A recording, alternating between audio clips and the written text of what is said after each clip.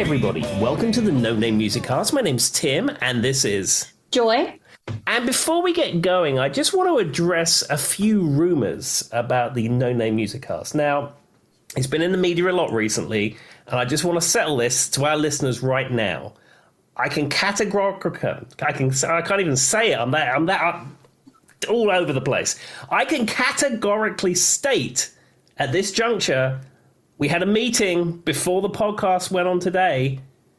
Elon Musk is not buying the No Name Music Cast. I knew it. I mean, he offered us a lot, and Tim really took it to heart because there's a lot of guitars he could have bought with that money. Exactly, but no, we decided that we was going to stay where we are. You know, we're very pure in our vision and our mission here at No Name Music Cast, and we didn't want a hostile takeover. So I'm just saying we're staying where we are. Nothing's changing. No one's buying us out. Yeah. We did have our sights set on a house big enough that we could go out in the yard and find, a tennis court we didn't know was there. Throw back to if you watched a few episodes back, or listened, I guess I should say a few episodes back, that will make sense. But we thought it was in our best interest to not sell. Sorry, Elon. We knew it was in your top, 3 things, really. Exactly. But, we're very pure. We want to stay as we are. We don't want to get, don't want to be turned into some massive corporate entity, so don't worry, listeners. Nothing's changing. Yeah. Nah. Oh, well. Well, Tim, and with that, what's next? Okay, no, that was the poor attempts at comedy section. So, Joy, what do you mean, Tim? what's your tip of the week this week? My tip of the week is, if you want something, say it. And just hear me out. So, I am one of those people that I like things, but I'm not materialistic at all. I don't buy very many things for myself. I'll say things and be like, that's nice. But I'm like, I'll look at the price and be like, not that nice, and set it back down. Right. Mm-hmm. Like, I just am not someone who likes to buy things for myself. And I like, besides things I need, food, maybe some clothes, here or there, an album or something. Sure. But I was in an unknown mall near us, and there's a Spencer store there. And there was a bag with an unknown specific cartoon, may sound a little bit like SpongeBob SquarePants, maybe, I don't know. Anyway, so this bag was baby SpongeBob SquarePants, and I wanted it so bad.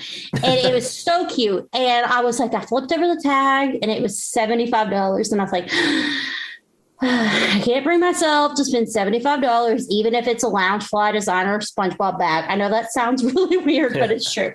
So I put it back down. And then I look up, and there's also a matching wallet, Tim. And the matching wallet was $40. And I was like, I still can't spend $40 on this wallet. So I showed it to Charlie, and I was like, oh my God, I love this, but too expensive. Set it back down. And I kind of kept talking about it through the car ride. And I was like, I want that bag. So it's a little backpack that, you put your stuff in, maybe if you were going on a carry-on or something. And I was like, talking to Charlie, well, he comes home today, and he had a brown paper bag, and he drew, if you know anything about SpongeBob, there's this character called Doodle Bob where he draws himself, and he's like, look, I got you a custom bag, and he drew Doodle Bob on the front. So I opened it, and the wallet was in it, and I was like, oh my God, he got me the wallet, And so I'm sitting here, and I'm working away, I've been trying to find somebody for work for a certain position, and he goes, Joy, you're really unobservant. And I was like, what do you mean? And then he was like, go throw something away in the trash. And I was like, I didn't see anything. He started walking throughout the house, don't see anything. And then he's like, Joy, look in the pantry. He bought me the bag on top of the wallet, but I didn't see it. Sitting in there for 4 hours. He recorded videos of me walking past the bag multiple times. So yes, I never speak up. I never say what I want. I'm really hard to buy for because I'm one of those people, but for once I did, and I ended up getting it. So maybe speak up when you want something. That's my tip. Well, that's cool because I remember one time we was in the Harrah's casino in Cherokee. And they had a gift shop. The idea with casinos, you win all this money supposedly in the casino, and there's all this stuff there ready for you to buy if you want designer bags or clothes or jewelry and they'll feed you free alcohol so you could really make good decisions. Yeah. So you think, yes, I'm $10,000 up, and it's like, yes, I've always wanted a Rolex, and then it's there, it's all ready for you. But we was in the little gift shop, and it was mostly bits and pieces and branded merchandise, and not any of that kind of high-end stuff. But Hannah saw this little green handbag, as I would call it, And much like you, she doesn't want for things. She values experiences over material items. She doesn't really like purses or bags. That's not really her thing. But she saw this green thing and she said, I really like this. And much like you, I think it was expensive. I think it was almost $100 because it was some kind of designer brand or special brand or something. Yeah. And much like Charlie, I said to her, look, if you want it, I said, we should just get it because you never want this stuff. So if you want that little green bag, you should have that little green bag because this is the first time I've ever seen you get excited about buying a bag. So she bought the bag. Yeah. Sometimes you just got to live, but I put it all back. And then today, and then the little story kind of makes it even, it just adds to it. So basically, yes, Hannah is like me, I think, in that sense. And sometimes you just got to speak up. Exactly. Unlike me, who looks on reverb.com almost every day deciding what guitar I'm going to buy next. Well, with your Elon Musk money, But in all seriousness, Charlie's the same way. My husband's very much more direct with what he wants. He'll be like the Cricket he bought, which he's already started making T-shirts. He's very like, I want this. I'm going to buy it. I'll make the money however I have to, but I'm going to buy it. Unlike me, who's just kind of like, no, it's fine. I don't need anything. All right, Tim, what's your tip? Okay, my tip. This is for iPhone users and iPhone users who use Gmail. And I've only just figured this out. Now, I've been an iPhone user for a year or so, maybe a year and a half. And the reason I got an iPhone is because it works better with my 2020 Nissan Altima. Because Which is the biggest first world problem I've ever heard. Yeah, because I have a 2020 Nissan Altima, which supposedly has Android Auto as well as Apple CarPlay. You plug any Android phone in it, new or old, it just freezes up and doesn't work. You plug an iPhone in and bonk, it's perfect. So I've got that car for the next 5 years. So I thought, well, I better get me an iPhone. Anyway, so I've got this iPhone and I'm a Gmail user. And, you have much like your Androids, you have alerts that come up on the screen and the alerts tell you when you have an email that's come in. And, I don't get a lot of junk mail, but you occasionally get stuff that you're not super interested in that comes up. And I found out recently, if it comes up on the screen and you hold it, it says move to trash. And you don't even ever have to go into Gmail to delete it or do whatever with it. And you guys would not believe that this man is an IT manager who gives people iPhones daily. Well, I give people iPhones daily, but I use the built-in mail client. I don't use Gmail. I know. I'm just giving you a hard time. I'd say the same thing to Charlie because my husband's very IT savvy. It's kind of interesting to me. Like, I could ask him to go build me a PC, Tim, but then I'm like, hey, go back to that post you found on Facebook. And he's like, how? He's like, I don't do it every day. I don't know. Now, I'm sure there's other things. Like, I've got Twitter notifications. Now, what happens if I long press that? Nothing. You can just read the whole thing. I think there's a thing on Google on certain ones where if you hold it down and you swipe, it does something like that. It gives you the option to trash it or undo, but I've never really. Yeah, I think if you swipe it in the preview, it sends it to archive or something. Whereas if you long hold it in the preview, it allows you to delete it. I just turned off all the notifications for my email because I get too much junk and just periodically go in there and poke around. Well, I've recently changed my email address, so I'm light on the junk at the moment. As for the time being, anyway. Well, yeah, I mean, I've had the previous thing for 15 years. I mean, and that's a long technology story that our listeners are not interested in at all. That's probably this is a music podcast, so probably not. We claim it's a music podcast. That's still up for debate. Music podcast. The beginning of this episode was a poor joke. You telling us how you bought a bag and me giving you iPhone tips. I mean, yeah, rock and roll, ladies and gentlemen. What can we say? It's a long way to the top if you want to rock and roll. All right, Tim, what's the actual music topic for the day? Okay, so I've been thinking about this for a while, and this is something I periodically get obsessed with, and we have mentioned it on the show, but not gone into huge detail. Okay. So I figured it was time for us to really deep dive and discuss We Are the World. We have a lot, actually. Yeah, but we haven't really gone into the nuts and bolts of We Are the World. So it's always just like once little mentions here and there.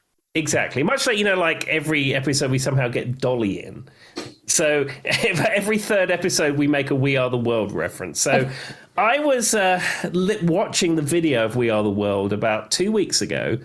And as I've said before, I periodically get obsessed with it. I rediscovered it about a year ago, and I don't know. I put it on, and it's just, I don't know. There's something about it that's amazing, and it's the stars, it's the music, everything about it. So I thought I would watch it again, and I watched the documentary about it, which was hosted by Jane Fonda, obviously, and I would do a deep dive into We Are the World. I love it because I don't know about you, Tim, but when I go back and watch it, I do this thing where I start trying to look for every artist I can find. And then I try to pinpoint where their voice is in the song, or maybe that's just me. I do that. Well, I will. I've got all the artists mapped out. Perfect. So we'll go into detail. So before we get into the actual artists themselves, just some points about We Are the World. So as everybody knows, it was the response to the Band-Aid "Do They Know It's Christmas?" And it was actually Harry Belafonte was the one. He was kind of the brainchild of it. He saw "Do They Know It's Christmas?" and he thought, well, how can we have a US version of this? So I think he shared the same manager with a few of the people. So Michael Jackson got involved and Lionel Richie got involved. And they too wrote the song, actually. And it was supposed to be Stevie Wonder was supposed to co-write it too, but he was making the Woman in Red soundtrack, so he didn't have the time to do it. So it was written mostly at the Jackson family home in Encino, California. And there's various reports of other Jacksons saying that, normally writing is a joyous experience for Michael Jackson. But he said him and Lionel would go in and it wasn't a dark time, but it was they were trying to make the best. It wasn't a throwaway pop song. They were trying to make the best statement they could about this. Well, I mean, it was about a famine. So famine. I don't know if I said that absolutely. It's not just like some kind of pop song that may or may not be disposable. So that makes sense. So they worked on it for some time, and they didn't actually finish the lyrics and the medley until the day before the recording of the demo. That's crazy. So nobody ever pre-heard it? Yeah, so that was on January 21st, 1985. They finished writing the lyrics and the melody and everything like that. And then on January 22nd, 1985, it was Lionel Richie, Michael Jackson, Stevie Wonder, all went into Kenny Rogers' Lion Share recording studio. I knew that it was his. I've heard that before. Yeah. So the bit you see in the video is not his studio. But that's interesting. I always assumed it was. No. This is where they recorded all the backing tracks, and they recorded the guide vocals, and they recorded all the bits that you would need to make a big recording like this. Makes sense. Okay, so they had a day off, and then Quincy Jones, who was the producer of this track, shipped out a cassette tape to everybody that was identified that was going to be part of this particular recording. And a lot. Yeah, so he sends these cassette tapes out, and he asked that nobody shared that material. In fact, I've got what was written in the package here. It says the cassettes are numbered, and I cannot express how important it is not to let this material out of your hands. Please do not make copies and return this cassette on the night of the 28th, which is when the recording took place. In the years to come, when your children ask, what did Mummy and Daddy do for the war against world famine? You can say proudly, this was your contribution. Aw, that's so sweet. Originally, Prince was supposed to be part of this. And I think there was some low-level Prince-Michael Jackson feud nonsense going on. So Prince decided not to come. Oh, that's sad, because he would have been because he has been someone who's done some really great things, so it would have been nice. But, feuds are feuds. Was there a Michael Jackson Prince feud that I'm not aware of? Is that a known thing? No, I don't know if it was a feud. I think it was probably a media-generated thing type. I mean, there are a lot of the feuds we've talked about even on this podcast were media generated. They weren't real. Like the people didn't really have really negative thoughts about the other one. It's just some contrast. But I mean, I see how Prince and Jackson could have been pinned against each other in some way. Exactly. But he did contribute a track to the We Are the World album, and it was an exclusive track that you cannot get anywhere else. So, he wanted to be a part of it in his way, but he didn't want to be part of this, the ensemble singing video, et cetera, et cetera. He's a very private person too. Well, was a very private person from what I got. So it might have been a lot to show up at a studio with that many people too. Yeah, absolutely. And especially when they did the recording, which I said was on January 28th, 1985, at the A&M recording studio, one thing that was written on the wall as you walked in, and this is something, maybe it was too much for Prince, but there was a big sign, and it said, "Check your egos at the door." And it was Quincy Jones had written that. So you imagine all these high-level pop and rock stars of the day all walking in, expecting the airs and graces, expecting all the trappings of their fame and their security and their nonsense and their hair and their makeup and all that catering and stuff. They were like, "No, check it. You're in the room with everybody. This is just this." Well, and maybe it was their way of kind of being like, these people are literally dying. The least you can do is check your ego. Exactly. And the other thing that happened, and I think I may have mentioned it on here before, greeting everybody when they came in was Stevie Wonder and Ray Charles. And Stevie Wonder said, Stevie Wonder has used this joke often. He said, I expect everyone to get their singing in one take. If not, me and Ray Charles are driving you home. I've heard him do that. Even when he was on Carpool Karaoke, he attempted to drive, quote unquote, which we've discussed that they're not actually driving in Carpool Karaoke. Which, to be fair, looking back, is probably a good thing. It's like, he would have been a really distracted driver. Anyway, I hear that Stevie Wonder drives on his estate where he lives. I don't know how that works. Like a big open field or something, maybe? Maybe. I don't know. But I mean, yeah, good luck to him. Well, Stevie Wonder, if you're listening, we'd love to have you, and you can explain that next week. Exactly. So they all arrive at the studio, A&M Recording Studios in Hollywood, and Michael Jackson arrived at 8 p.m., which was, I think it was about 2 hours before everyone else, because he wanted to record his solo section, and I think there was another guide vocal to be recorded. And also, if you see the video when it's shot, his part is very obviously done before everybody else's. And plus he has the right lighting, and he has his fancy like military style jacket, and all the lights are twinkling off it and stuff like that. So that is a lesson for musicians in the audience. Get places early. Yeah, you could tell his is just a little bit of par above the rest when you're watching the recording. Exactly. I mean, this is a huge charity single, and it's Michael Jackson. But that if you're in a cover band, get there early, and then you can't complain about the sound check, or you can't complain that the singer's standing too close to you, or complain that the bass amp's in your ear, or anything like that. Get there early, and then you don't have to worry about that stuff. Also, maybe volunteer to help write the song, and you might have some unfair advantage. Just saying. So anyway, the song was released on March the 7th, 1985, and it won 3 Grammy Awards, American Music Awards, People's Choice Awards, and it's raised, or at the time, it raised $63 million for famine relief, which is $156 million in today's money. Wow. Yeah. So I mean, that's crazy. Yeah, it did what it was supposed to do. The other thing is that they started late, the recording. I think it started about 10 or 11 p.m., and the reason being, most of the people involved were at an American Music Awards show in Hollywood. So they had to wait for that show to wrap, and then everybody went off to the studio to record it. And I've heard people were half asleep when they were finally done. People were falling asleep because they've been at an award show all day, probably drinking, and they was just I've heard rumors about people were dead by the time it was almost over. Oh yeah, because I watched the behind the scenes documentary, which is on YouTube if you want to see it. In fact, we'll probably post that in the group. That's a good idea. But there's a bit in it, and I think it wrapped at 10 a.m. the next morning or something, and you got Paul Simon's half asleep, and come on, man, we can get this done. No. Well, I've always heard this, and I've heard this fact about it. Have you ever heard the thing about Eddie Murphy? He was asked to be a part of it, but they said he was recording he was too busy recording Party All the Time instead. Yes, and I think in the Wikipedia article that I read about it, he said that's one of his biggest regrets ever. I know. I've heard that before. Maybe it's all the documentary, or maybe I've read the article or something. But I had heard him saying, of all the things, because let's be honest, I love Party All the Time, but it wasn't exactly a astounding hit by any stretch. I'm a very appreciative fan, but it wasn't to We Are the World standards. So, but that's always the way it goes. Hindsight's 50.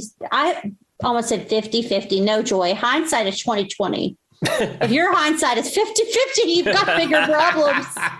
God. Lord help me. It's been a long day, Tim. Well, there we go. So anyway, so they recorded this, and the ensemble part that you see where they're all singing the We Are the World chorus was recorded first because they set staging up for that. And before they recorded it, Bob Geldof was there.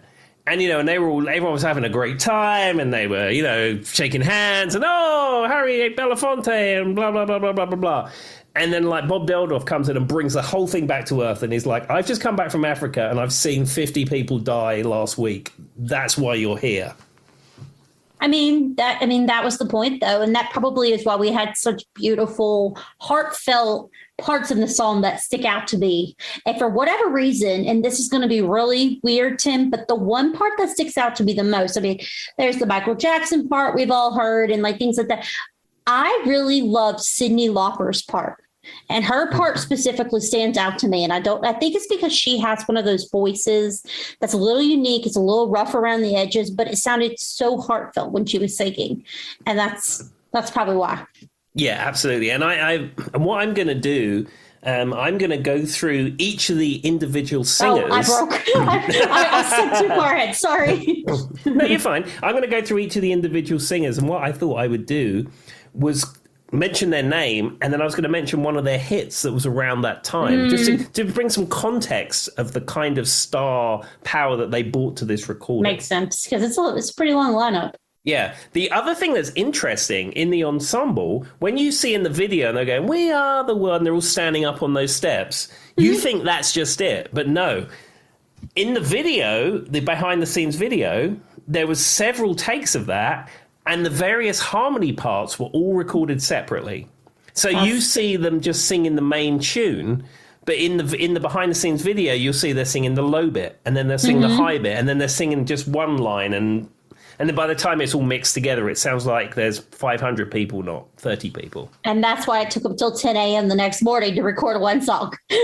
Yeah, and I've recorded in a commercial studio, and, I've recorded at home. Well, Tim, stop. Well, no, you have. And my point being... It's just the way you said it. Well, anyway. I've recorded in studios. I've been around. Oh, I've recorded albums. I've released CDs. It was just the way you said it. I've been on telly. I've done that.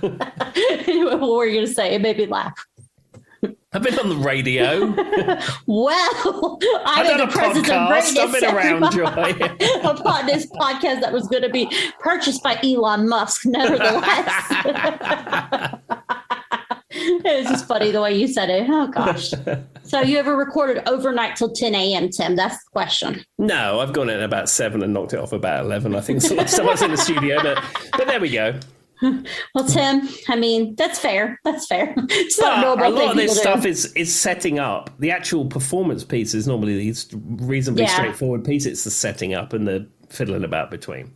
Well, and a lot of times you've done pre-stuff that go into that. Like you were saying, pre-record certain things and things like that. So exactly. So what I'm going to do before we get into the individual singers, I'm just going to list off the folks who who were in the ensemble but didn't have their own part.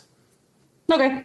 So the one that I always see in the video who looks ridiculously awkward, and I question why he's there, is Dan Aykroyd. Now, I know he was a Blues Brother, but he looks like he's just come from an office. Yeah, he looks like he's just come from an office job, and he doesn't look like, he looks like completely weird and disinterested. It is so bizarre. And he's got the glasses on and his head's turned and the long hair he does. Yeah, it's incredibly bizarre. I mean, as I said, his Blues Brothers heritage probably got him in the room, but it's odd. It even looks like he's wearing a name badge or something. Yeah, it was probably... Yeah, I'd imagine it was like some kind of backstage pass or something. I don't know. He forgot to take off his job, his Best Buy work badge before he comes in to record. Anyway, all right, who's next? You got... I'm just going to... I'll stop me if there's one that you think is worthy of comment. So you got Harry Belafonte, who was the guy who really was the idea of it. Lindsey Buckingham, Sheila E., Bob Geldof, of course, who was behind Band Aid and was in the room. James Ingram, And then a whole load of Jacksons. The entire Jackson clan are there. Jackie Jackson, LaToya Jackson, Marlon Jackson, Randy Jackson, and Tito Jackson. And LaToya wasn't usually that much of a singer, so interesting. No, I think she had an album out at some point. Yeah, but she was I think she was the lesser known, I guess, of the group. What was the one sister who never did anything, though? Wasn't there one sister who didn't put any music out? Isn't it a Rebby? Is it Rebby Jackson? I don't know. There's one sister. My mom read her biography. I remember her talking about it. She just wasn't musically inclined at all. It'd be really sad, Tim, to be born in the Jackson family and have not one music bone in your body. I would be so mad. I'm not religious, but me and God would have a real conversation considering all the good musicians that come out of that family. All right. Also, in the ensemble, we had Waylon Jennings. I don't remember him from the video, but he was there. Mario Cipollina. I don't even know who that is. Me either. John Collar. I don't know who that is. Bill Gibson, Chris Hayes, Sean. Reading things off a notepad thing. I didn't read it first. Sean Hopper, Bette Midler. Now, I thought Bette Midler should have got a solo because, she's a huge name, but she was not part of that. Maybe she just couldn't be there for recording reasons or something. Maybe. And the saddest of all in the ensemble, John Oates. Because Daryl Hall's in the main part. Yeah. Poor John, because I remember, and I can distinctly see Daryl Hall up against the microphone singing at one point. Exactly. And then you got Jeffrey Osborne, the Pointer Sisters. All of the Pointer Sisters were there. And Smokey Robinson. Okay. It's kind of sad Smokey Robinson's in the ensemble, too. Yeah, exactly. But he was there and in the room, so he was still part of it. Anyhow, so what I'm going to do, I'm going to go through the individual performances, person by person, and then I'm going to mention a song that they had out either the same year in 1985, or if it was before or slightly after, I'll give the year. Just to give a feel of the star power these people brought to the We Are the World. Now, the interesting thing for me is that most of the people involved with We Are the World are still superstars, give or take. There's a few people will say, who's that? But for the most part, every one of those people still are superstars or legends. They're like household names. Yeah. Whereas if you watch the Band-Aid, Do They Know It's Christmas? Yeah, you've got your George Michaels and you've got your Bonos and all that kind of stuff. But there's a lot of people in that, your Bananaramas and your people of that ilk. They don't carry the same star power now that they did at the time. So speaking of Bananarama, I just got to tell you something funny. We were in the car the other day. We were listening to something. Charlie goes, it's weird that the name of this song is Bananarama. And I went, well, the name of the song is Venus. The name of the band is Bananarama. And he goes, that's even weirder. Sorry, just saying. And of course, Bananarama, they didn't even sing in harmony. They sang in unison. Yeah. I like Bananarama, but Rama, where did that come from? That was a Southern accent if I've ever heard. Bananarama. Bananarama. You should say Bananarama. Whatever Tim just it's not like they were known for being superstar singers or anything. No, it was pop music of the day, and I've got a greatest hits of Bananarama, and there's some catchy pop songs in there. Someone needs to make a monster truck and call it Bananarama. Actually, that would be great. You could have a yellow monster truck, and then you could have like a massive banana coming off the back of it. Yes. You know these vehicles like for Red Bull that have a can of Red Bull on the back. Yeah, or like a Monster Energy or something. Yeah, you could have that with a big banana on it. If someone does that, I want 10%. Mark my words, everyone. I will literally, Tim, once we're done with this, I will give Charlie that idea and have him create us a workup of what that monster truck would look like and post it on the Instagram page. Yeah, he can make it in Blender or something like that. Make it really super cool. He would totally, he'd spend like 30 hours. It would take him 30 hours, but we would have the best looking banana Rama, not Rama, monster truck you've ever seen. Actually, that reminds me, I think the monster truck is getting near the summer, so monster trucks will be coming back to the Roanoke Civic Center. if you guys don't know, Tim is a monster truck aficionado. And true story, when I used to be his HR person, I would go in his office and he had a little monster truck that would sit on his desk, and I would run over all of his office items with the monster truck when I was talking to him. That's correct. I was denied a monster truck event in my youth through various circumstances that we won't get into. So in 2004, the first time I visited these fair shores, the first time I visited Hannah at her place where she lived, she fixed it for me and took me to a monster truck show. And ever since, if there's monster trucks to be had, we go to see monster trucks. It's one of my most favorite things to do.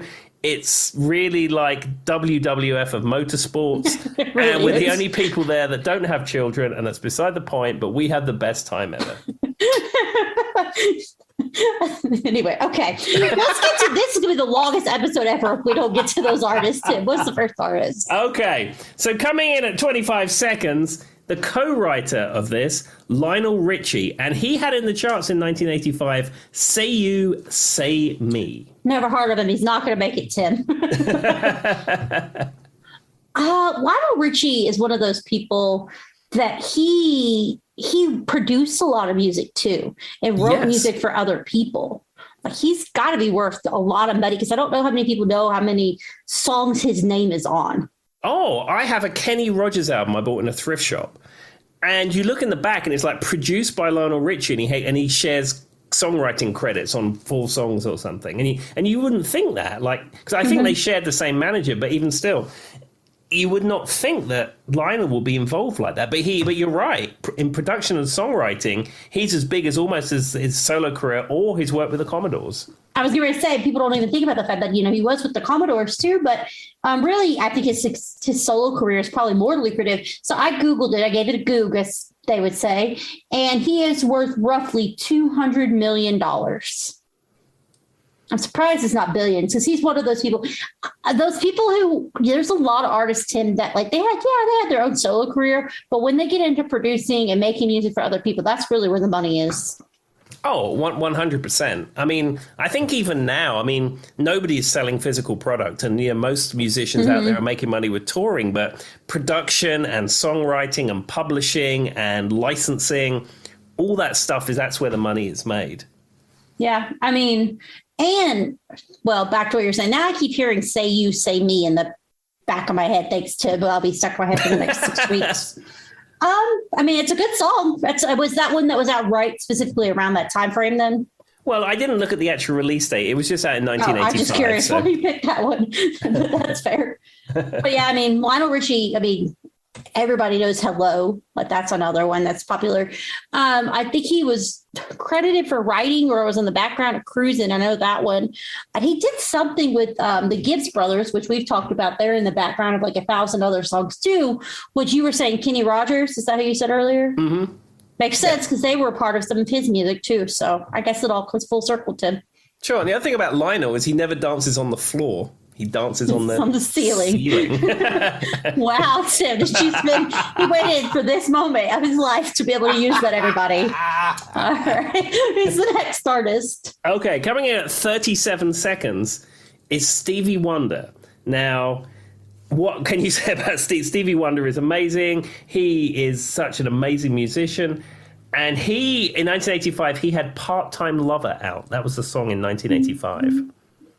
Which, once again, will be stuck in my head now. But I listen to that song probably once a week easily. I listen to Stevie Wonder at least 4 times a week, if not more. He's just one of those artists that I feel like I hear all the time. Did you see that video I posted on Twitter of him on Sesame Street? I did, and I liked it. I meant to reshare it. It's so cute. It's such a cute message, because it's like, if people were, I don't know how many people were cognitive to it. You've got Sesame Street was trying to make a thing about, you've got, I hate to say this, a person with a disability singing. You've got all these multicultural people in the background playing and working together. I love Sesame Street. I'm a pro Sesame Street person, so that was adorable.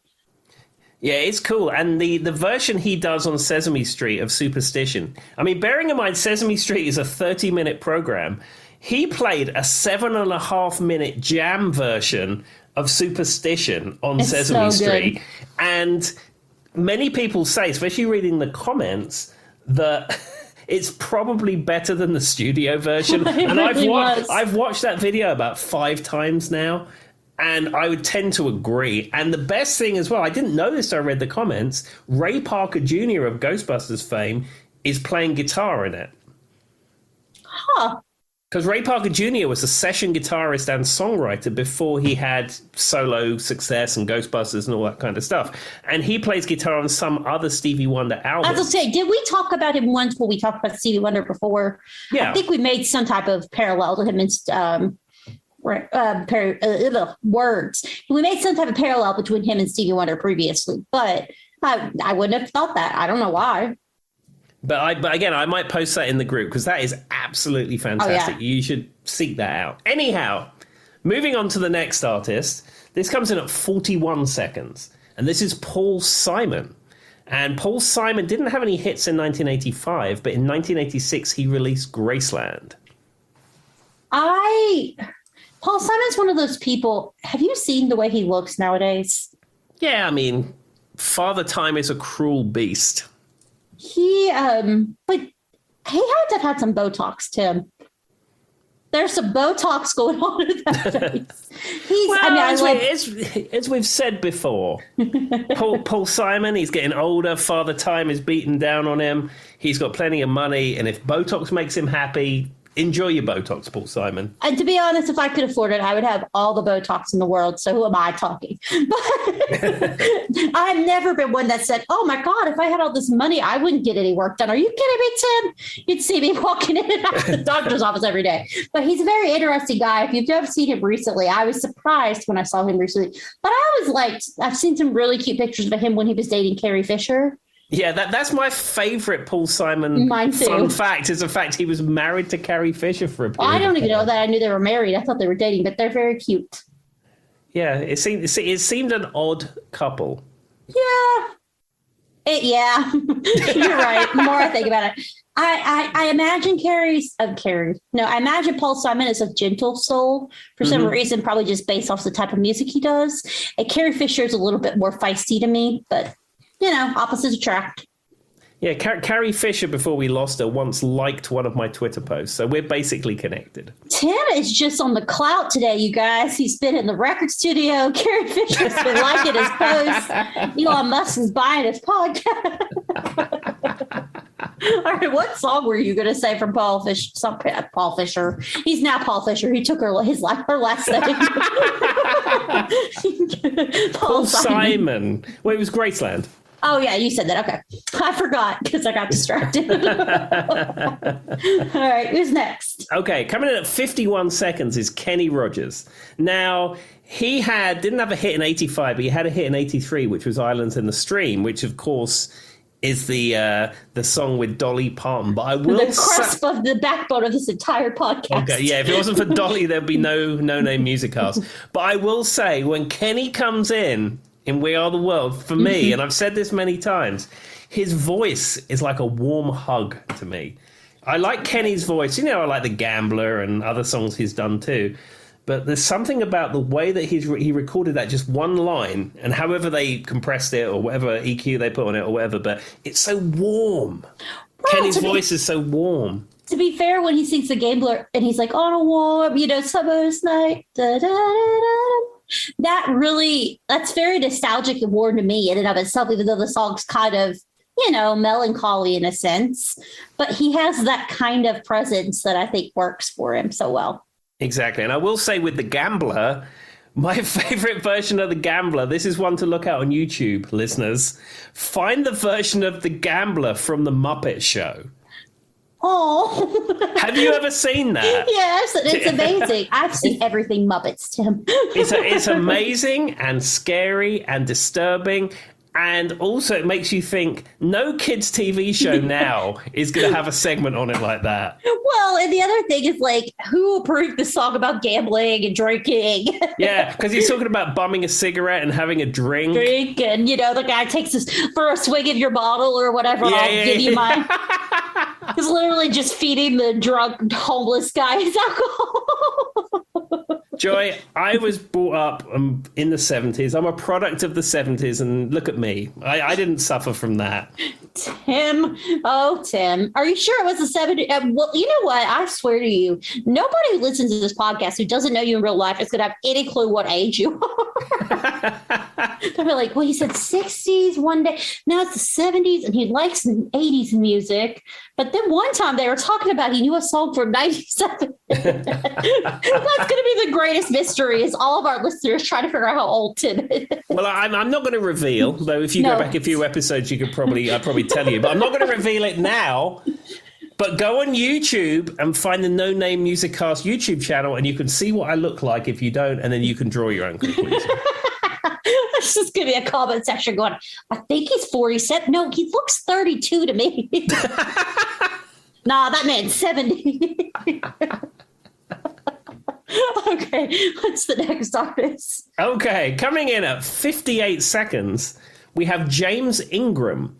Now, he did a song in 1983, Yummo Be There, with Michael McDonald. Oh, I'm trying to think if I know that song, because Michael McDonald's voice is so very, like, distinct. It goes, Yummo Be There. That's exactly how Michael McDonald talks in every song ever, Tim. So, I mean, I'm like... So I don't know how much you watch. We've talked about some of the late night TV show hosts. Jimmy Fallon. It's one of those ones that like kind of dabbles and he thinks he's a singer, but it's kind of up for debate.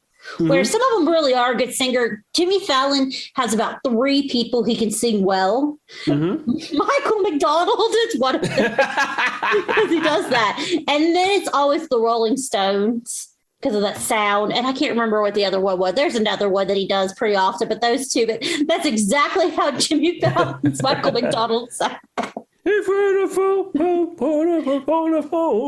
Like that. Yeah, exactly. Mind you, haven't you ever heard that Jimmy Fallon album, The Bathroom Wall, when he's got that song, Idiot Boyfriend and the troll sketch? I've heard it once or twice. Yeah, I know what you're talking about. I mean, I'm not saying he's a bad singer. I'm just saying he's not like the world's greatest, but he really is good at mimicking these certain artists. Because what's funny is they'll try to say like the songs in the show are random, Tim, but it's always like Michael McDonald and the Rolling Stones are the ones he gets. You know what I mean? Because I know he can sing it. Yeah. Well, you need to work within your limitations of your art. Well, at least he knows and not tries to. You know what I mean? He's not trying to sing Queen or something. Exactly. We didn't speak anything about the actual artist. All right, what's the next song? Okay, coming in at 1 minute and 5 seconds is Tina Turner. And she was just coming off that big hit, We Don't Need Another Hero. And she lives in Sweden now? Is that what we said? No, she lives in Switzerland. Once again, I failed geography. I've been to both those places. They're in the same landmass, but the culture is very different. I just remember the sound of an S at the beginning of the word. That's all I can remember. Yeah, she's a Swiss citizen, and she speaks German now. Well, I mean, she's multi-talented. What can we say? Plus, I mean, Tina Turner is one of those people. She has a very distinct voice as well. What's very interesting about everyone you've brought up has a very distinct voice. But when they sang the ensemble, it just rolled so beautifully. Because that's a problem. If you've ever seen Charlie, Tim knows I'm in choir. I'm actually in a choir, like in real work currently, and I've sang in many choirs before. You can have standout singers, but you have to be able to sing well in a choir. It's a different kind of thing. So it's so cool. They had so many singers that were such standout singers, but they were also able to, pull it back and sing very well unison. Yeah, well, the thing you have to remember is this particular song was produced by Quincy Jones, and Quincy Jones produced Michael Jackson's Thriller, amongst other things. He is a super producer. He has a team of the best people in the world around him. That's true. He's probably going to make that work, I'm just saying. Yeah, I know, but I was just saying that's something very interesting, because choir singing and singing individually are two very different things. And this album that did it well is what I'm getting at. You don't hear all these very distinct, because I think you'd agree. Tina Turner has a very specific sound to her voice. She's kind of an alto, but she can hit high notes when she wants to, but it's kind of a rugged sound. So sometimes people like that, you don't want to hear those individual sounds with someone singing. You just said with the choir, that's the opposite of what you want. So I just thought that's kind of cool with voices like hers. And like you said, Kenny Rogers, such a distinct sound, things like that. Absolutely. Okay, so we'll move on to the next one. This comes at the 1 minute and 10 seconds mark, and this is Billy Joel. And he didn't have a hit in 85, but he had it in 83, which was Uptown Girl. Which is one. It's. I mean, Tim knows he's one of my top 5 artists of all time. I'm a huge Billy Joel fan, and Uptown Girl is, him in his little doo-wop phase. He's known though for being really good at doing those doo-wop harmonies.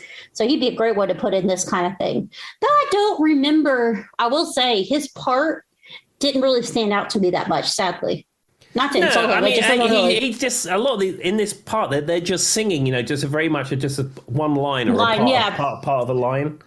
His one is just one that doesn't specifically stand out to me. I might need to go back and re-listen after the episode and remind myself of what his part sounded like. But I mean, Uptown Girl is a great song. Well, that was his tribute to Frankie Valli and the Four Seasons, Uptown Girl. And as you know, Billy Joel, when he writes songs, he typically thinks of other artists and then writes songs for them. And that's his creative process. Yeah, he said that many times. That's why that has that doo-wop sound like we were talking about. And he said that for years. My favorite thing in the world, if you want to talk about feuds, is him and Elton John. Their feud, it's like, if you've not watched it, it's perfect. It's the funniest thing to watch these two. And no offense now, they're old men now. Yeah. And they still go at it like, well, and then don't get Elton John started on Madonna. That's just next level. Diva. Anyway, what's the next artist? Okay, so we come in at 1 minute and 17 seconds.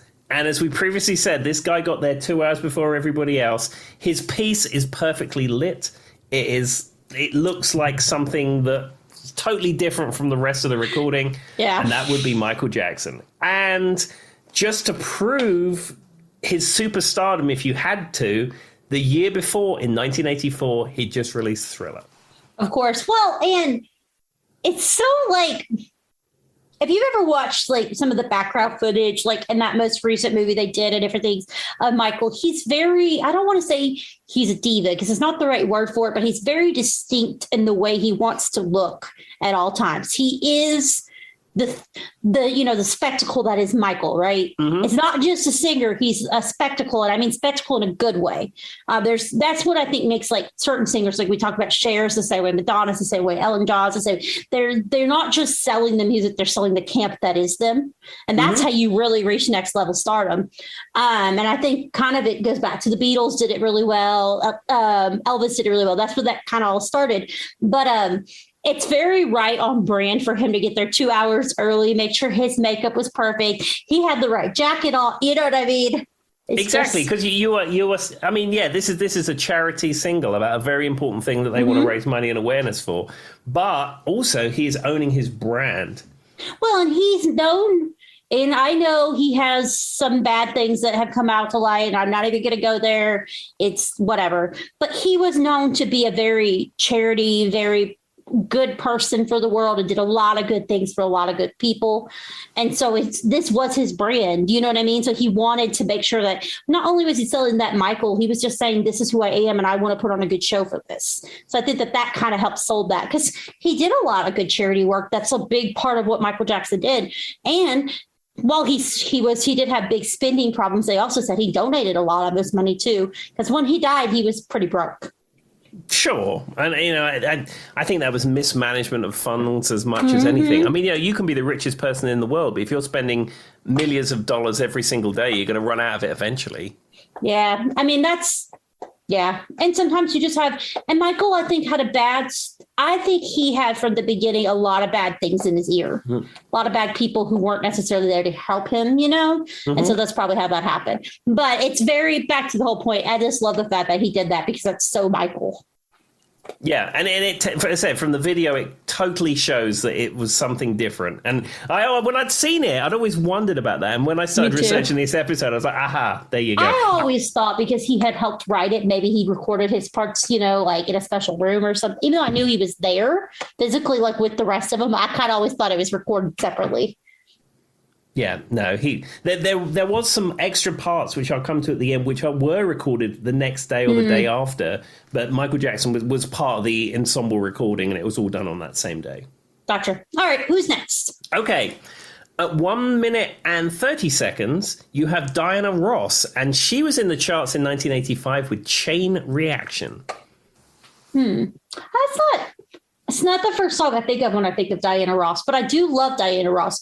And she looked like because you know how Diana Ross is one of those people who's had different looks throughout her career. Mm-hmm. The specific look she has in the video is the way when I think of Diana Ross, what I think of her looking like. That kind of early 80s Diana Ross. Mm-hmm. It's like my favorite Diana Ross. Don't ask me why, but that's the one that I think of when I envision her. Yeah, and the funny thing is, for me, I think of Chain Reaction as, I would say, the first Diana Ross song that comes to mind, but certainly that's where I discovered Diana Ross, because that was in the charts when I was growing up, and then only later on did I find out about the Supremes and the work she'd done with Nile Rodgers and other songs that she had. But certainly Chain Reaction was seen as a kind of comeback of sorts for Diana Ross, and I remember that being in the charts. See, I think of Upside Down because in coming out, because my mom was such a big disco fan as a kid, so I probably just heard those all the time, which are both great songs. But yeah, I like Upside Down, My Old Piano, I'm Coming Out, all fantastic songs. I said they have Nile Rodgers production and guitar on it. I mean, how can you go wrong with that? I know. And he's another one, just like Stevie. Like if you started doing research, you'd probably find more and more music he's about. Yeah, well, we did a Nile Rodgers episode, in fact. We did. So if you want, go back and listen. But there we go. Okay, so 1 minute and 47 seconds, we have Dionne Warwick. And in 1985, she had a song, it was actually a collaboration. That's What Friends Are For. And that had Stevie Wonder and Gladys Knight on it. Which is one that I feel like everybody knows. Because it's like, it's that's what friends are for. Like you hear it all the time on the radio, I think. And I don't know anybody who's not heard that song. You might not know it, who's singing it, but it's definitely very distinct. And isn't she cousins with Whitney Houston? I think she was Whitney Houston's cousin. Yes, I think that's correct. I think that she was, and they both started in the church, for what I remember. Both of them did. They started in like gospel music, and that's how they got their start. And I don't know a whole lot about it, but I actually sadly found out, or maybe I'm thinking Dee Dee Warwick is also kin to Whitney and Diana Warwick. But I think that they both got their start in the church. And then they both kind of rose to fame. And I remember if you watch the Whitney documentary, she talked to both Dee Dee and Diane Warwick a lot, just about like the fame and the music and that kind of thing. But I think she did end up having a tumultuous relationship with one of them, but I can't remember which one. Yeah, I don't. I'm not even going to edit that out. There you go. I cleared my throat, ladies and gentlemen. What are you going to do about Just say it, Tim. Me and Tim have come to the point where we'll just say it and deal with it. Unless you're like dying. 30 episodes ago, I would have edited that out. But we're all friends now. It's fine. Yeah, when I was looking into this, Dionne Warwick, I wasn't super familiar with any kind of solo material she did or any Dionne Warwick songs. She's done a lot of music with other people. Yeah, but certainly That's What Friends Are For. It's a song I was very familiar with. Yeah. Well, there we go. That's just what I know about her. I know her, Whitney, and Dee Dee Warwick all got to start in the church. Yeah. There you go. Okay. All right. So at the 2 minute mark, we have Willie Nelson. Now, Willie Nelson, who you probably had to scrape him off the ceiling, it was so high to record this. But leave Willie alone. I mean, it's fine. I don't judge him, but I mean, it's just a common joke, isn't it, at this point? Oh, that's fine. Go ahead. Well, in 1982 was the hit he had around that kind of time, and that was his cover of Always on My Mind. Which is a beautiful song. And I will say, I love Willie Nelson, and he's an activist because he did Farm Aid. Like, he's an activist in of himself. He's a big activist. So it's not surprising he was on this, but he does look a little out of place in the video, I think. It's kind of like... Yeah, to some degree, because I would say everyone else had star power about them. Because, Willie Nelson's a huge name, and you say he had Farm Aid and, all the other music that he's performed and everything like that. But yes... he does seem much like Waylon Jennings. It seems like an odd fit for that particular project, but when he sings, it's like, yeah. Fabulous. He's 88 years old now, Tim. Wow. Good Lord, the band's almost 90, and like he's still out there making music. And he once opened the door for me at the Coffee Pot in Roanoke. I knew that was coming. I knew it. I was like, Tim's going to talk about it. I'm opening the door. Tim's on the clap for this episode, everybody. All right, who's the next artist? Okay, at 2 minutes and 7 seconds, you have Al Jarreau. And in 1987, 2 years after We Are the World, his big hit, one that most people know him for, is the theme to Moonlighting. I figured that's where you were going to go with that. I mean, I don't know that I know him outside of the theme for Moonlighting. I mean, he's probably had lots of other hits, but certainly you always think, if you think of Al Jarreau, I just think of the Moonlighting theme. And in fact, I had that on record, but I recently sold it as part of an eBay purge. But I do have it on CD too, the Moonlighting soundtrack album. And I remember that being a thing that was on BBC Two. That was a big show at the time. Well, I was just looking it up because I wanted to see a picture. Apparently, that was the producer of that was Nile Rodgers. Oh, there you go. As I was looking at it, I was like, I kind of wanted to like see a picture just to put it in my brain. And then I was like, it just says right here, producer Nile Rodgers, MCA Records. I tell you, Nile Rodgers, he's obviously a musical genius, but I mean, if you tried to pull his discography, it's probably every second song that you like, Nile Rodgers has been involved in it somehow. Yeah, I mean, to be fair, yeah. Yeah, that's just funny because we were just talking about it. He's just one of those guys, but there you are. Yeah. But I mean, I wonder, wait, how much is Nile Rodgers' net worth? Let's just see. Let's give it a goog. Just for the heck of it. Net worth. We may have done this before, but that's okay. 200 million, the exact same as the other person we were talking about. He deserves every one of those $200 million for the artwork that he's put out into the world. Well, he also, it seems like one of those people who's just generally a nice guy. Yeah, I get the perspective he's nice. I've heard many interviews with him on podcasts and stuff, and he's an engaging speaker, and he just comes across as a super, super nice guy. All right, what's the next artist? Okay, so at 2:13, you can't mistake this guy for anyone, and that would be Bruce Springsteen. It does. His voice is very distinct. Very distinctive in this beginning part of the song. And in 1985, he had Glory Days was his hit. Which is probably the only, like, not the only song, but the main song I think of. I don't want to say only, because Bruce Springsteen has tons of music. It's the one song that comes to mind as soon as I think of his name. Yeah, I mean, Born in the USA and all that kind of stuff. But yeah, Glory Days is a great song. Or Dancing in the Dark. I think of Glory Days because whenever they do, we're going to make a Glee reference. The finale of Glee, one of the finales of Glee, when they're graduating from high school, they do a version of Glory Day. And he comes out, Bruce Springsteen does, and it was really cool. But anyway, so that's probably why my break goes to that song.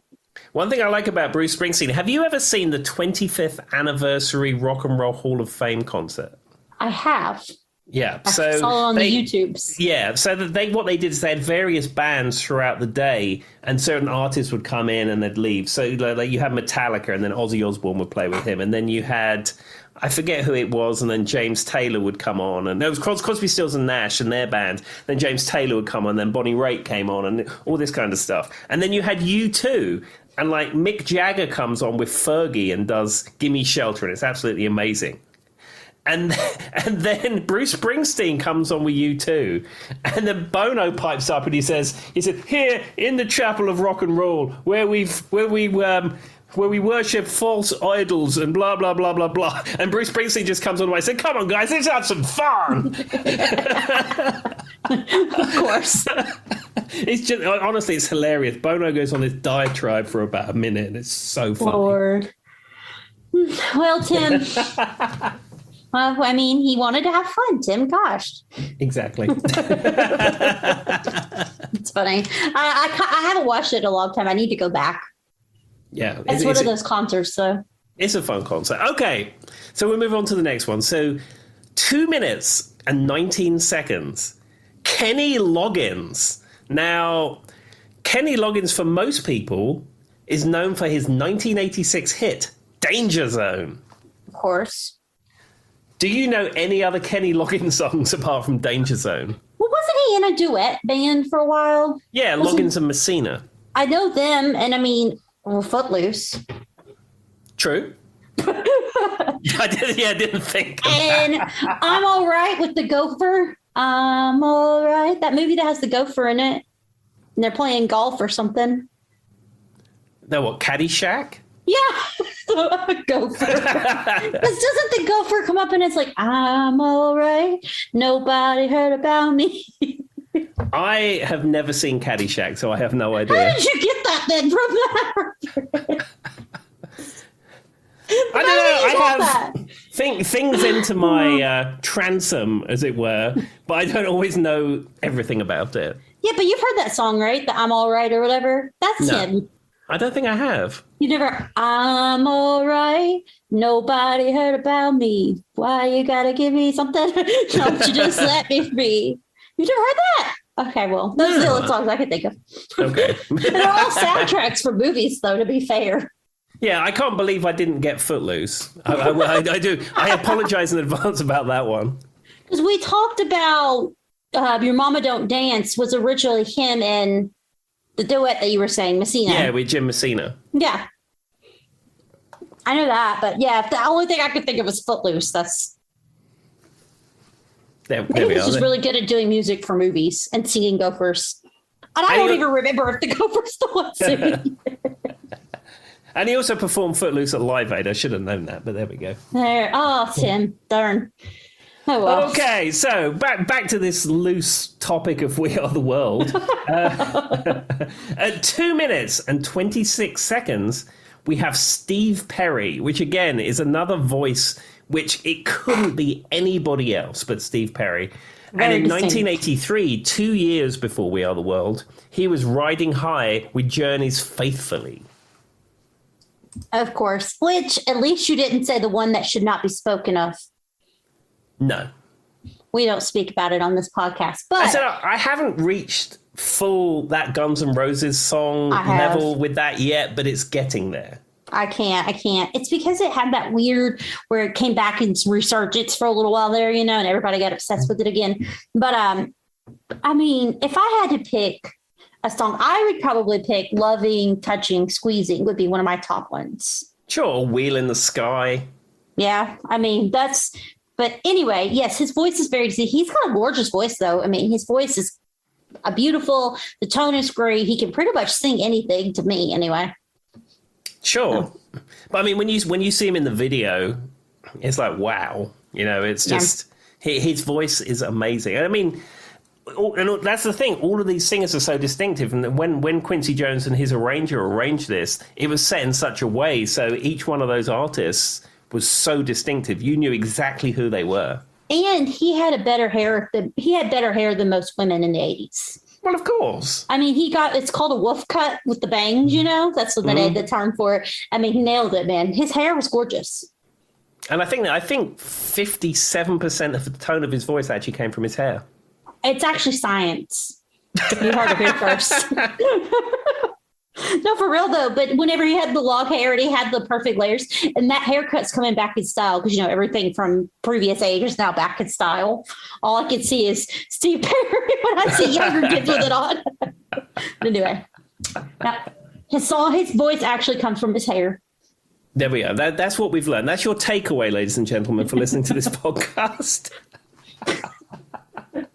If you've not Googled it, go Google his hair. All right, what's next? Okay, 2 minutes and 33 seconds is Daryl Hall. And Hall & Oates were riding high in 85 with Method of Modern Love. But I do, as I said before, I feel sorry for John Oates. Daryl Hall gets all the kudos. He's in the video. It's his in his little solo thing. And where's John Oates? He's in the ensemble. I mean, that's cool. I would have been happy to be in the We Are the World ensemble. I mean, that would be fantastic. But you think Hall & Oates, it's Hall & Oates. It's not Daryl Hall and some other bloke and we never mention him. It's Hall & Oates. But let's be honest. Daryl Hall seems to be the one that is still talked about. I don't know, poor John, he just gets forgotten about. Because I mean, And Daryl Hall ended up becoming a supervillain on top of it. So it really should have been John Oates. If that makes no sense to you, go back whatever episode and we'll discuss more. But in case you didn't know, Daryl Hall might actually be a supervillain. I think that is very much the case. Yeah. And he looks like a lion, but anyway. Okay. I'm allowed to comment on his looks because he's a supervillain. That's the only reason. Otherwise, it's not okay. Okay. What's the next on this? Okay, at 2:47, we have Huey Lewis. And 1985, I mean, he was probably the biggest person out there. Of course, he had the power of love from Back to the Future. Well, and he didn't bring the news with him, unfortunately, everybody. The news was nowhere to be found. But well, the news were in the ensemble. And in fact, that's good to know. I didn't know that. They were probably the people from earlier where I couldn't pronounce their name. I didn't know who they were. Maybe that was the members of the news. We're sorry, the news. We didn't know who you were. Unless you're being called the news, we weren't sure. And I said I saw Huey Lewis in the news in Roanoke 4 or 5 years ago. I don't know whether the news are the same news or whether they're new news or old news. I don't know. Mario, that Mario name you were trying to say, Kappa, whatever. Mm-hmm. Bill Gibson, Chris Hayes, and John Pierce. So yes, that is the ones we didn't know who they were. We figured it out, Tim. Yay! There we are. I should have done more research and not just pulled the names off the We Are the World website. we try our best, but we spend a lot of time on the Wikipedia. Don't give away our secrets. What was it? One time we were in, me and Tim, so we watched these live, like it's kind of like I guess you could say like a live music thing that our friends do for the free jam. And one time somebody was talking about podcasts and like speaking only the truth. And I said, I run a podcast and we only are allowed to speak the truth. There's never been a false thing said on a podcast, which is sarcasm because we know that's all not true. But me and Tim generally try to look up things before we say them. We do our best. I mean, when we spin off into various stories, I mean that's a completely different. Or if Joy doesn't understand where geography is, that's the personal problem. Sweden, Switzerland, Swaziland, it could be anywhere. Norway, it's the Sudan. I don't know. It could be anything. I try. All right, who's the next artist? Okay, at 2:52, as you mentioned earlier, is Cyndi Lauper or Lauper, depending on how you say it. And she had a hit in 1986 with True Colors. Now, the interesting thing is, if you watch the behind-the-scenes documentary of We Are the World, she went in for the take 2 or 3 times. And every time she did it, her jewelry, which was like, she had all this kind of cool 80s jewelry and her earrings, they were clanking so much, she had to take it all off to get her vocal take. And I always just like, she does the well, like that. Like she starts with the kind of well type thing. That one, I don't know why, but that's the one when I think of We Are the World that always comes to mind. That specific part is why. And maybe it's because she did it 3 times. She was a little bit aggressive at that point. I don't know.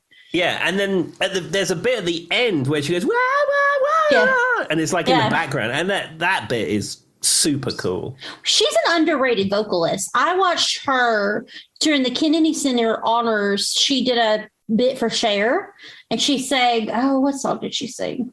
Maybe Do You Believe? It might have been Believe. Mm-hmm. And then she came in and sang with the guy who now is the lead singer of Adam Lambert. Mm-hmm. So they did one of the duets with Sonny and Cher. I can't remember off the top of my head. But her voice was so good. And to be able, and she actually she has a Tony because she wrote the music and did all the music for a musical called Kinky Boots. Okay. And her voice was better than I give her credit for, because to be able to sing Cher, Believe, it's a big song. Mm-hmm. And I mean, it was on point. It was beautiful. It was great. She sounded superb. Her and Cher are apparently big friends, which is probably not surprising to anybody, but her voice is, I think it's an underrated sound. Yeah, and she also has the best Jersey accent in the world. I know, when she speaks, it's so adorable. Yeah. But anyway, she won a Tony and she did all the music for Kinky Boots. So that's your fact of the day. There we are. I follow her on Instagram. She lives a very interesting life. So That does not surprise me. Are her posts about as interesting as Cher's? No, Cher just rants in all caps on Twitter. Yeah. Cyndi Lauper, she's into a lot of activism. She's into and music and things like that. So she does cool stuff, and it's interesting to see. Whereas I said, Cher just has the caps lock button on and just. Cyndi Lauper's another one that generally I think she'd be a really nice person in real life. No, I cannot confirm that. I just feel that. Yeah, I would agree. All right, who's next? Okay, at the 3-minute mark. You have Kim Carnes, or Cairns, however you want to say it. And in 1981, she had Betty Davis Eyes. Which is honestly the main song I know from her. Yeah, I have the album that Betty Davis Eyes is on. Yeah. And there's some other good songs on it, but certainly Betty Davis Eyes is the main song from Kim Cairns. I don't know what happened to her. I don't know whether she went on to bigger success or... I have no idea. Honestly, that song comes on the radio a lot, so maybe she just made a bunch of money off of it, Tim, and didn't need to do anymore. Maybe. I don't know. I don't know. Maybe I need to find out what she's doing these days. Yeah, Tim, give it a Goog and then follow back up next time. Okay, I'll have a full report for you on your desk in the morning. Wonderful. Send it to the news. They'll put it out there for you now that we know their names.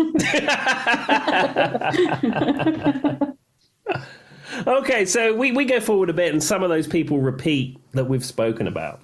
And then at 3:46, we get Bob Dylan. Now, he had hits out in the 80s. I hadn't heard of any of them. I'm a casual Dylan fan. I understand the world of Bob Dylan and his songwriting genius and all that kind of stuff, and I get it. But when it comes to Bob Dylan, I'm very much the hits, if you will. You're blowing in the wind, man. Yeah. And, in 65, he had like a Rolling Stone and all that kind of stuff. Yeah. But what's interesting, when you watch the behind-the-scenes documentary, so they wanted Bob Dylan to have his own line. Mm-hmm. And Quincy Jones said to him, he said, I want you to sing it. He said, which is your style. He said, that's what he does most of the time. Yeah, anytime. And he said, I want you to do that. And Bob Dylan was not getting it at all. So Stevie Wonder takes him over to the piano. And Stevie Wonder plays the part on the piano and sings back to Bob Dylan a Bob Dylan impersonation. I would love to hear that. It's in the documentary. Look it up on... I need to go back and listen because I don't remember hearing that. Yeah, I mean, on the track, of course, it's Bob Dylan doing the yeah. It's a price we're making. We're saving our own lives. Which is like... But the best thing... I just need someone to just... You need to isolate that audio and save it for the rest of the world forever. That was something, Tim. You nailed it. There we are. But the best Bob Dylan impersonator is Stevie Wonder, as proved in the We Are the World documentary. It's because he can do anything. It's just hilarious because I was watching it and I was like, is that Stevie Wonder telling Bob Dylan how to be Bob Dylan? Well, I will say my favorite Bob Dylan song is not, it's a little obscure. I like the song Hurricane. Have you ever heard the song Hurricane, Tim? Mm-hmm. That's my favorite Bob Dylan song. I'm just be honest. And I've heard people who've went to his concert and they say it is a very interesting experience. But he's a great, a songwriter. His music, he writes music beautifully. He's an activist in and of himself. So I'm glad they, included him in this. Oh, 100%. I mean, and when you hear his line, it is so definitely Bob Dylan. But it's just funny that Stevie Wonder had to teach him how to be Bob Dylan, yeah. Well, I will say something. Sometimes, and this is coming from someone who's done different musicals, speaking lyrics can be hard in a sense, even though it seems like that's what Bob Dylan does, right? That's his thing. But when I was in Cats the Musical, there was one line I had to do as Jenny Annie Dots, where it was more of a speaking type part, and it was the hardest part of the song for me because there was no melody and it was about a half a second before each beat, Tim, or before each note, and for some reason that was a little harder for me than just singing the actual song. Mm-hmm. And I had to have special training on that part because that was the part I couldn't get down. So to Bob Dylan's credit, maybe it's not as easy as it looks. Stevie Wonder is just really good at everything. I mean, yeah, Stevie Wonder is good at everything. I mean, I'm just saying, sometimes that, it seems easy in theory, but then when you go to do it, it's just doesn't come out the way you want it to. I don't know. There we go. Okay, so we're actually we are moving to actually the last unique artist, because a lot of the artists now, they repeat and there's choruses and stuff like that. So at 4 minutes 27 through to 4:37 is Ray Charles. Now, he had a hit with Billy Joel in 1986 called Baby Graham, which is a song which you're familiar with.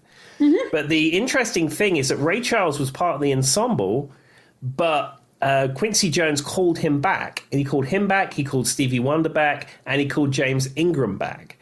And if you look in the video, you'll see they're all dressed differently. And also the Ray Charles part is in the same studio, but it's in a different part of that studio. I mean, that makes sense. I have to go back and rewatch it. There was a time, Tim, where I was watching it like every other day. Like you said, I went through periods, but it's been a long time. Now, to me, though, the best. Okay, so did you know you've heard the song? Well, you may have, you may not have heard. You've heard "I've Got a Woman" by Ray Charles, right? That sure, song? Yeah.